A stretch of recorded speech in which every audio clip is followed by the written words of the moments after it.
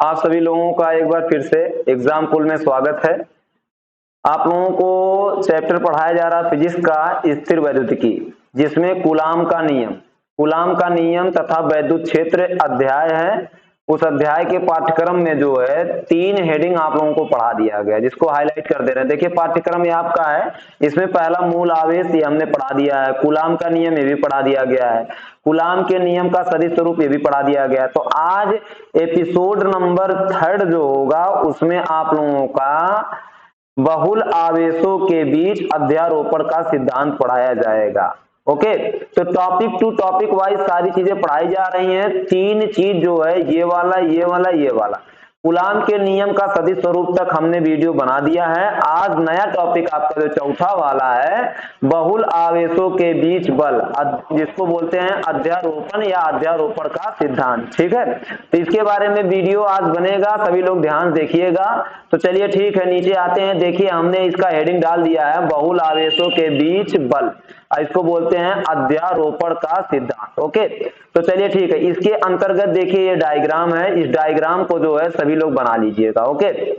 तो चलो ठीक है, डायग्राम में देखिए क्या बहुल आवेशों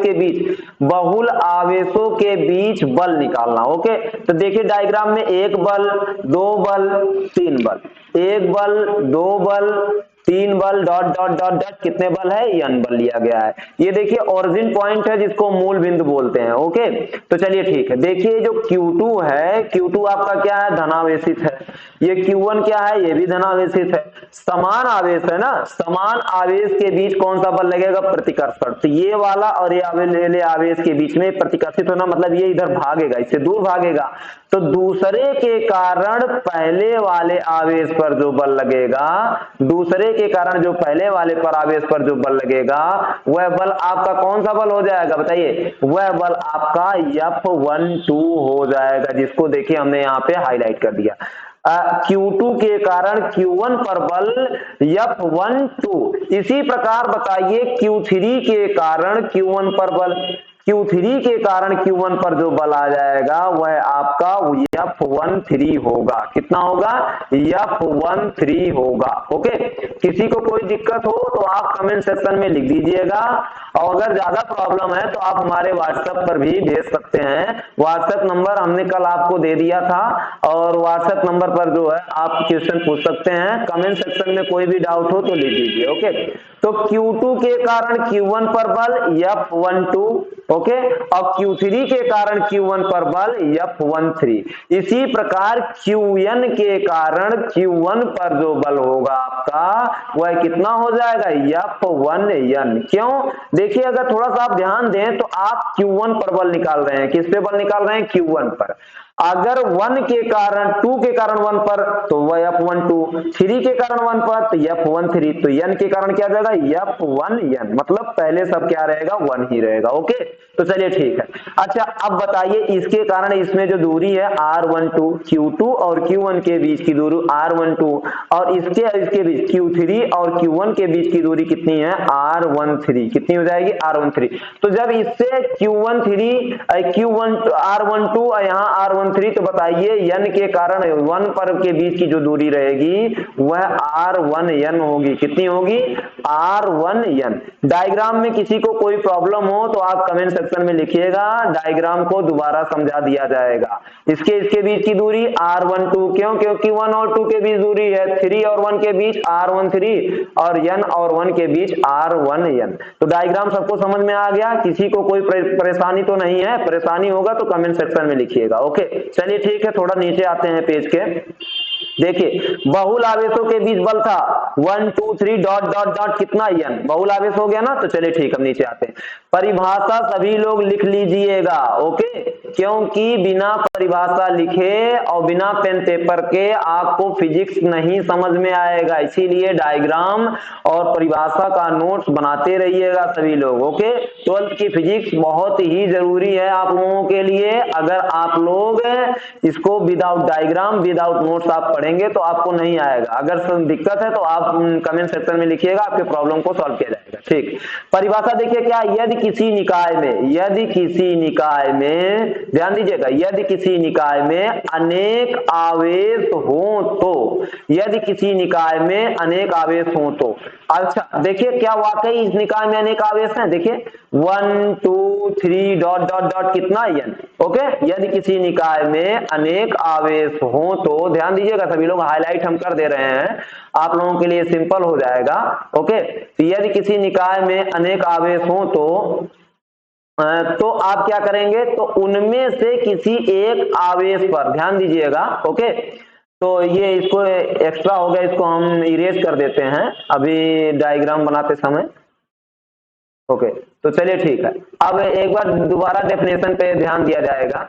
तो यहाँ पे ध्यान दीजिएगा, अब देखिए इसमें क्या है, यदि किसी निकाय में अनेक आवेश हो तो, क्या वाकई इस निकाय में अनेक आवेश हैं, देखिए ये 1 2 3 डॉट डॉट डॉट n, इतना तो समझ में आ गया परिभाषा। यदि किसी निकाय में अनेक आवेश हो तो उनमें से किसी एक आवेश पर, उनमें से किसी एक आवेश पर, क्या उनमें से हमने एक आवेश ले लिया, कौन सा आवेश लिया गया, Q1 लिया गया, कौन सा लिया गया, Q1। किसी एक आवेश पर कई अन्य आवेशों के कारण, ध्यान दीजिएगा, थोड़ा सा अप करते हैं, कई अन्य आवेशों के कारण लगने, उस आवेश पर लगने वाले सभी बलों के सदिश योग के बराबर होता है। यदि किसी निकाय में अनेक आवेश हो, वाकई अनेक आवेश था, यह तो उनमें से किसी एक आवेश पर कई अन्य आवेशों के कारण लगने वाला जो बल रहेगा, उस आवेश पर लगने वाले बलों के, सभी बलों के वेक्टर योग के बराबर होता है। समझ में आया, एक बार दोबारा देख लीजिए, यदि किसी निकाय में अनेक आवेश हो तो उनमें से किसी एक आवेश पर कई अन्य आवेशों के कारण जो बल लगेगा, उस आवेश पर लगे सभी बलों के सदिश योग के क्या होगा, बराबर होगा, ओके। तो यही क्या अध्यारोपण का सिद्धांत है, इंपॉर्टेंट है, कई बार अध्यारोपण का सिद्धांत पूछा गया है। इसको अंग्रेजी में सुपरपोजिशन भी कहते हैं, क्या कहते हैं, सुपरपोजिशन कहते हैं। तो चलिए ठीक है, एक बार इसको हम जो है लिखित रूप में आप लोगों को समझा देते हैं, ध्यान दीजिएगा। तो अब पेन सेलेक्ट कर लिया जाता है, फिर इसके बाद यहाँ पे क्या है, किसी अन्य आवेशों के कारण, ध्यान दीजिएगा, यदि किसी निकाय में अनेक आवेश हो, वाकई अनेक आवेश है, ठीक ना, तो उनमें से किसी एक आवेश पर अन्य आवेशों के कारण जो बल लगेगा, हमने एक आवेश ले लिया Q1, ओके। तो Q1 पर जो बल लगेगा वो हमने कितना ले लिया, F1 ले लिया, कितना ले लिया, F1। यह बल जो है कई अन्य आवेशों के कारण, ध्यान दीजिएगा, कई अन्य आवेशों के कारण, कई अन्य आवेश Q2 Q3 dot dot dot dot कितना, Q1 के कारण जो बल रहेगा वह उस आवेश पर लगे सभी बलों के वेक्टर योग के क्या होगा, बराबर। अच्छा, Q1 पर हमने निकाला तो Q1 पर बल कितना, F1। तो बताइए इस वाले आवेश की अगर हम बात करें तो ध्यान दीजिएगा सभी लोग, अगर इसकी हम बात करें तो बताइए Q1 पर कौन कौन सा बल लग रहा है, ध्यान दीजिएगा सभी लोग, बताइए Q1 पर कौन कौन सा बल लग रहा है।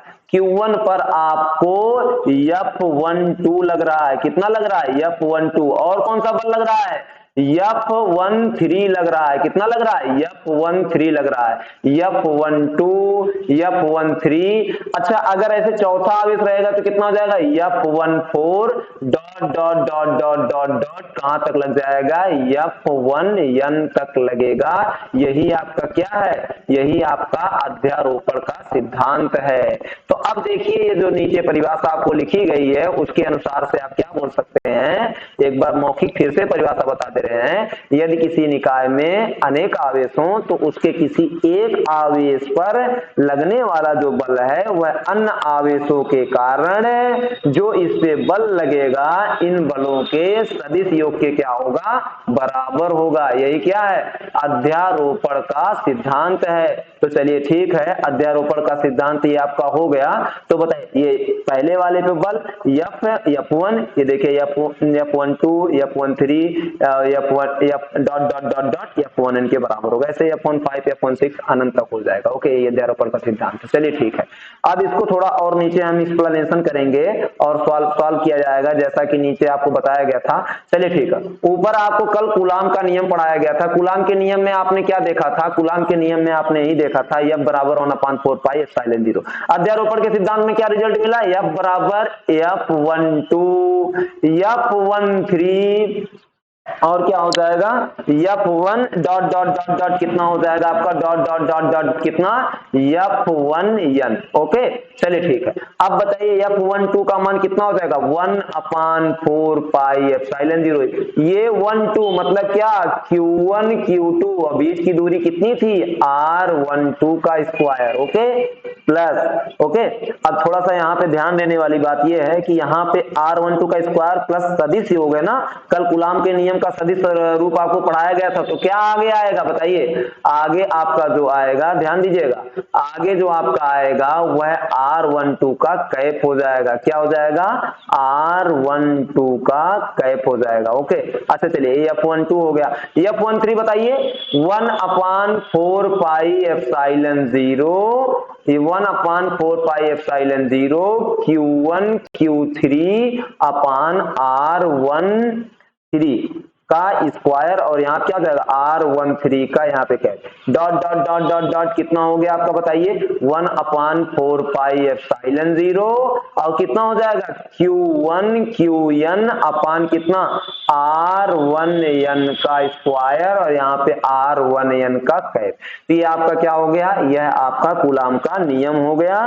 कूलाम के नियम के सदिश स्वरूप से फार्मूला आया, ये अध्यारोपण का सिद्धांत। अच्छा, थोड़ा सा और अगर आगे आप सॉल्व करेंगे तो 1/4 पाई एप्सिलॉन 0 सब में सेम है और Q1 है ना, इतना कॉमन हो जाएगा। तो बताइए आपका बचेगा कितना? यहाँ पे Q2 अपान कितना हो जाएगा बोलिए Q2 अपान R12 का स्क्वायर इंटू R12 का यहाँ पे, और यहाँ कितना बचेगा? यहाँ पे Q3 R13 का स्क्वायर, यहाँ पे R13 का cap dot dot dot dot plus यहाँ पे कितना हो जाएगा R1n का स्क्वायर, और यहाँ पे R1n का कैप यहाँ पे बच जाएगा, और एक यहाँ पे Qn आवेश। ओके, तो एक बार दोबारा आपको परिभाषा में फिर से हम बता दे रहे हैं। अध्यारोपण का सिद्धांत अगर कभी भी आएगा 1 नंबर में आएगा तो आप ये परिभाषा लिख दीजिएगा, आपको नंबर मिल जाएगा, और अगर 4 नंबर 5 नंबर में आएगा तो पूरा वर्णन कर लीजिएगा। किसी एक निकाय पर आवेश पर यदि किसी निकाय में एक से अधिक आवेश हो तो किसी एक आवेश पर अन्य आवेशों के कारण जो बल रहेगा उस आवेश पर लगे सभी बलों के सदिश योग के बराबर होगा या वेक्टर योग के बराबर होगा। यही क्या है? कूलाम का नियम है,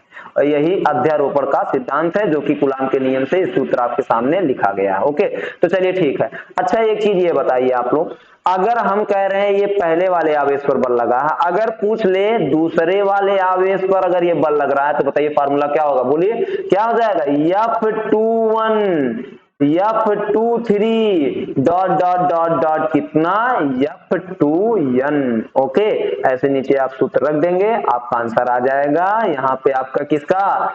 प्रिंसिपल ऑफ सुपरपोजिशन। कौन सा सिद्धांत? अध्यारोपण सिद्धांत क्या हुआ? सिद्ध हो गया। ओके, सिद्ध हो गया, याद कर लीजिएगा। देखिए, दूसरे के कारण जब बल निकाले हो तो यहाँ 2 2 2 2, और जब पहले के कारण बल आया था यहाँ 1 1 1 1। अच्छा, अगर मान लीजिए एक लाइन और बढ़ा लेते हैं, अगर मान लीजिए तीसरे आवेश पर बल निकालना हो तो आप क्या करेंगे बताइए? तीसरे वाले आवेश पर अगर बल निकालना है तो आप क्या करेंगे? तो यहाँ पे F3 बराबर कितना हो जाएगा? F31 प्लस F3 तो ऑलरेडी हो चुका है, F31 और क्या हो जाएगा बताइए? F32 क्या हो जाएगा? F32। ओके, तो चलिए ठीक है, F32 F34 ऐसे F32, क्या F33 होगा? नहीं, ऑलरेडी 3 पे हम बल निकाल रहे हैं। Okay, F34 dot dot dot dot dot dot कितना F3n। That is solve. Thank you.